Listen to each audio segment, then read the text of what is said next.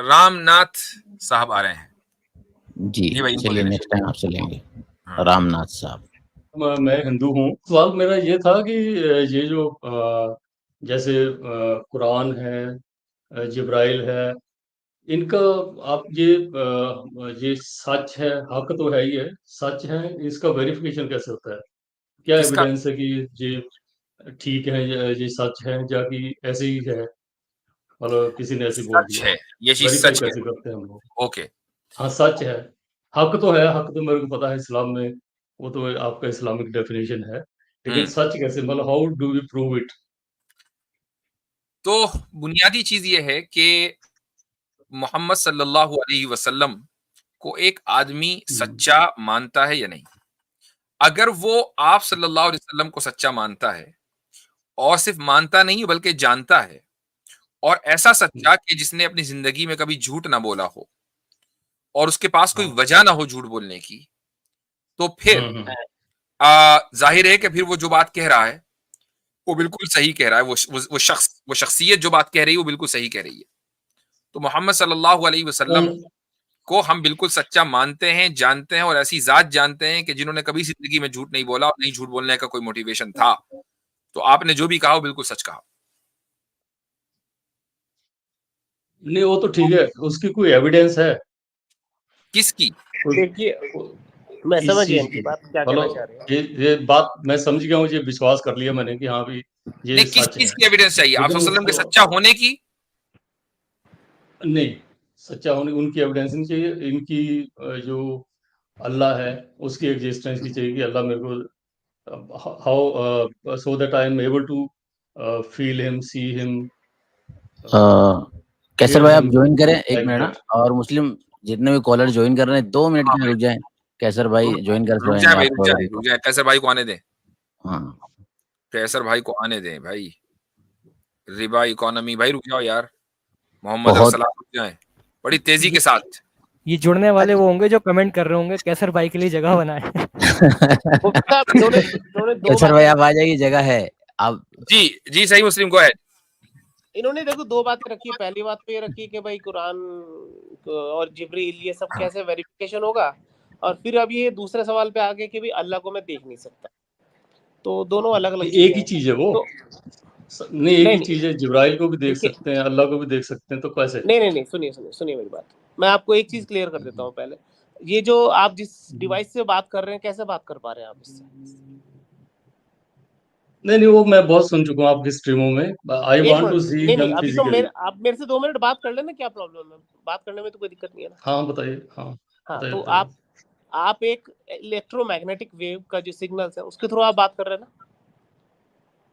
हाँ जी, करेक्ट? बिल्कुल। हाँ, करेक्ट। अच्छा, तो क्या आपका यकीन ये है कि अच्छा, अब से करीब 500 साल पहले, 700 साल पहले, 1000 साल पहले किसी को पता था कि ये वेव्स है एटमॉस्फेयर के अंदर? नहीं पता था। नहीं पता था। आज हमें पता है। उस टाइम कोई ये बात करता था तो पागल होता। हमारा मानना ये है कि ऐसी पता नहीं कितने टाइप की और एनर्जीज और वेव्स एटमॉस्फेयर के अंदर हैं, हम उनको डिटेक्ट नहीं कर पाते। सही बात है ना? नहीं, करेक्ट? मैं उसको डिनाई तो कर ही नहीं रहा, मैं डिनाई हाँ, नहीं कर तो रहा। मैं दूसरे, जैसे जब जैसे एक स्टेज पहले कर लेना, एक जैसे स्टेज पहले कर लेते हैं, फिर मैं हम्म मुफ्ती साहब को दे दूंगा। एक स्टेज पहले क्लियर कर हम्म लेंगे। तो हम आगे ये आगे मानते हैं कि एक ऐसी बहुत सारी एनर्जीज, ऐसी बहुत सारी क्रिएशंस हमारे आसपास हैं जिनको हम देख तो नहीं पाते, लेकिन मैं इसलिए मानता हूँ बिकॉज मैं इसको कुरान से वेरीफाई कर चुका हूँ। ठीक है? तो ये एक अलग बहस है। अगर आप इस पे बात करना चाहें तो हम इस पे बात कर सकते हैं। अगर आप एग्जिस्टेंस ऑफ गॉड पे बात करना चाहते हैं तो हमारे पास फिर पैनल में मौजूद है, वो बात करेंगे। जी मुफ्ती साहब, किस पे बात करनी है आप देख लीजिए। जो एग्जिस्टेंस ऑफ बियॉन्ड डाउट है, आई डोंट डाउट एक सेकंड रुक एग्जिस्टेंस। जाए, एक सेकंड रुक जाए और रामनाथ साहब। कैसर भाई आए हैं। जी कैसर कैसर भाई साहब आ गए कैसर हैं, भाई, अस्सलाम वालेकुम रहमतुल्लाह। एक मुस्तकिल जी हो जाएगा। वालेकुम सलाम। क्या क्या हाल चाल हाल है है कैसर जी भाई? पैनल सब का? ठीक ठाक? क्या बात है, जी वक्कास अल्हम्दुलिल्लाह वक्कास अल्लाह भाई का देखा। जादू काम कर गया। कैसर भाई ने आप लॉन्ग सुनाइए। अवेटेड रिटर्न दे दिया आज। जी, सुना है कि दुश्मनों की तबीयत नासाज है। नहीं नहीं, आज तो ओपनिंग भी है। आज लखनऊ लखनऊ का अंदाजा आज सही। अल्लाह अकबर। अच्छा वो बस अच्छा। हमारा शहर किसी कोई वायरल बग आया हुआ है, उसका शिकार हुआ है। ओह, तो अच्छा। वह आप जारी रखिए बात में। तो मैं साथ खैर कर लूं। नहीं आप तशरीफ लाए तो तबीयत खराबी में भी तो एक तो उसके लिए शुक्रगुजार हैं, दूसरे ये कि अभी जो है वो एक साहब आए थे वकास नाम से, और उन्होंने कहा कि आपसे भी उन्होंने अप्रोच किया था साहिल अदीम के ताल्लुक से, तो ऐसी कोई बात उनकी आप तक पहुंची है? हाँ, नाम तो मैं नहीं जानता, लेकिन एक साहब ने कॉल्स की थी एक दो, तो मैंने उनसे कहा कि भाई आप साहिल साहब, उससे आपने वो बता रहे थे कि बात की है, तो मैंने कहा आप उनकी जिम्मेदारी ले लें, मैं मुफ्ती साहब तक पैगाम दे दूंगा, अगर आपस में कोई इस तरह से बात की सूरत हाल बनती है तो वो है। फिर उन्होंने दोबारा कॉल की और मुझसे पूछा क्या कहा साहिल साहब ने। मैंने कहा जनाब मैं तो आपसे अर्ज किया था कि मेरा उनसे कोई बराह रास्त रब्ता नहीं है, तो इसलिए आप उनसे बात करें। मैं तो ज्यादा जानता नहीं हूँ कि इंफॉर्मेशन जो आती है वो क्लिप्स की सूरत में आती है, टुकड़ों टुकड़ों की सूरत में, और वो भी कब का क्लिप है कब का नहीं है। तो एक जिम्मेदार इंसान उसकी बुनियाद पे तो कोई राय कायम नहीं कर सकता। अभी साहिल साहब पे वो जो कोई सिंध में जो केस वगैरह हुआ, वो जिस क्लिप पे, वो भी पता नहीं कितने साल पुराना क्लिप है। तो ये जो बातें उन्होंने कहीं कब की हैं, उसके बाद उन्होंने कुछ कहा नहीं कहा है, तो कुछ भी नहीं पता मुझे। तो आप कोशिश कीजिए। तो वो कह रहे थे कि ठीक है मैं बात करूंगा, आपको बताऊंगा। ठीक है, तो अभी मतलब तो ये अभी कि तक उनकी तरफ से वो कहने लगे कि जी मैंने साहिल साहब से बात कर ली और वो कैसर भाई के यहाँ आने को तैयार हैं, पता नहीं वो एनीवेज, तो अगर वो आएंगे तो फिर इंशाल्लाह आपके चैनल पर गुफ्तगू होगी, बस यही कहना चाह रहा था मैं। That's it. जी जरूर जरूर, क्यों नहीं, इंशाल्लाह सही है। इंशाल्लाह। अच्छा जी, तो किससे बात चल रही थी भाई? रामनाथ साहब से। तो रामनाथ साहब, ये आपका क्या सवाल था कि भाई हमें ये कैसे पता चलेगा कि अल्लाह ताला मौजूद है, खुदा मौजूद है, क्रिएटर मौजूद है, कैसे पता चलेगा, है ना जी रामनाथ साहब? उनको वेरीफाई कैसे करेंगे? वेरीफाई कैसे? कैसर भाई कुछ आप कहना चाहेंगे? हमारे पास 5-8 मिनट ही है बस। जी जी जी, वेरीफाई किस चीज को कैसे करेंगे? खुदा को। बड़ी सिंपल चीज है कि ये खुदा के हवाले से जो दावा है वो एक पूरा कॉन्स्ट्रक्ट है, एक बुनियादी सवाल से कि क्या ये चीजें खुद ब खुद हैं, मज़ाहिर है, फिनोमेना जिसे कहते हैं, या इसका बनाने वाला है। और इस स्टेज पे हम अल्लाह ताला की बात नहीं करते हैं, हमें क्रिएटर की बात करते हैं। तो कोई हमें एक ऐसी चीज, दो चीजों को इकट्ठा करके देखनी होगी, एक जिसको हम कहते हैं द एविडेंस ऑफ कॉज, और दूसरे है कंटिजेंसी। इन दोनों को मिला के कोई एक चीज ऐसी दुनिया में सामने आ जाए जो खुद ब खुद वजूद में भी आ सके और अपने फंक्शन और अपने पर्पस का, यानी अपने एग्जिस्टेंस और अपने फंक्शन की वो खुद एक्सप्लेनेशन भी दे दे, तो फिर खुदा की कोई जरूरत बाकी नहीं रहती है। लेकिन अगर हर चीज ही कंटिजेंट है और ये जो चेन है पूरी पोजेशन की, ये पीछे चलती चलती चलती एक फिलोसॉफिकल नेसेसिटी पे खड़ी हो जाती है कि इस पॉइंट के बियॉन्ड कोई एक ही जात हो सकती है जो कि फर्स्ट कॉज है, जो चीफ कॉज है, उसके बगैर कुछ भी एग्जिस्ट नहीं कर सकता। आपने कोई प्रॉब्लम सॉल्व नहीं किया है। तो असल में ये इतना सिंपल मामला है, लेकिन जाहिर है जब इसकी गहराई में जाए तो इसमें और कई नुआंसेस हैं। तो बस एक चीज आपने ऐसी देखनी है कि जिसके लिए खुदा की जरूरत नहीं है। अगर वो निकल आती है तो बस बात खत्म, अगर नहीं निकलती है तो वेरिफिकेशन ऑटोमेटिकली हो जाती है।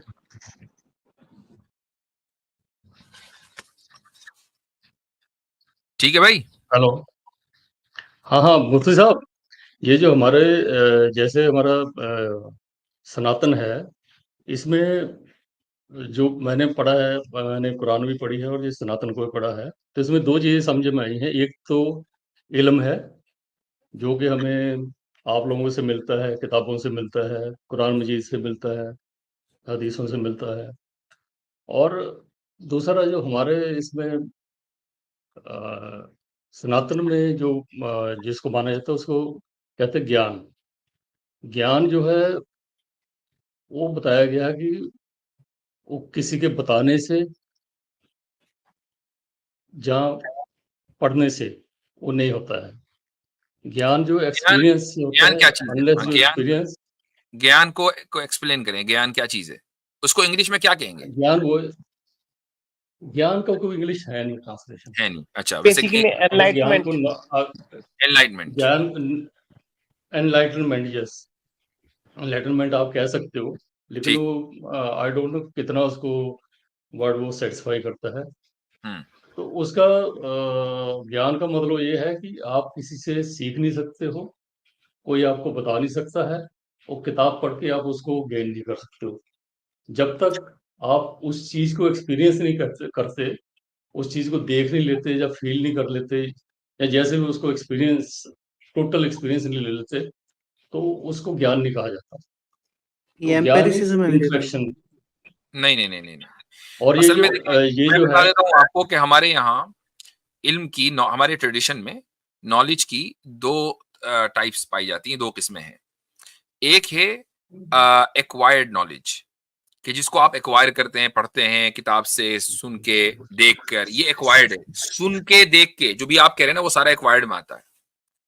हाँ और जी, हाँ जी, एक जिसको हम अरबी में इल्मे वहाबी कहते हैं, यानी ये गॉड गिफ्टेड होता है, जिसको हम इंस्पिरेशन भी कहा जा सकता है इंग्लिश में, कि वो खुदा की तरफ से बस वो मिल गया आपको, you just know it, you just have it.